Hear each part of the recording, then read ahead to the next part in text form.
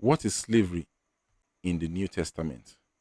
The concept of slavery took a shift in the New Testament, where Apostle Paul and some New Testament authors flipped the word's meaning.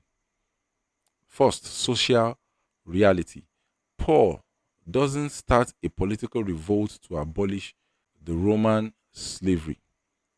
He sends Onesimus back to Philemon, but calls him no longer a slave, but a beloved brother. That's in Philemon 16. The gospel changes the relationship even within the existing system. Secondly, spiritual metaphor. This is where slave becomes a positive term. Slaves of Christ, slaves of righteousness, you were bought at a price. Now, slaves of Christ in 1 Corinthians 7:22 and Romans 1 verse 1 says, willing bondage to Jesus as freedom from sin. So you willingly submit yourself to Christ. This sets you away apart from sin. You are no longer slaves to sin, but you are slaves to Christ.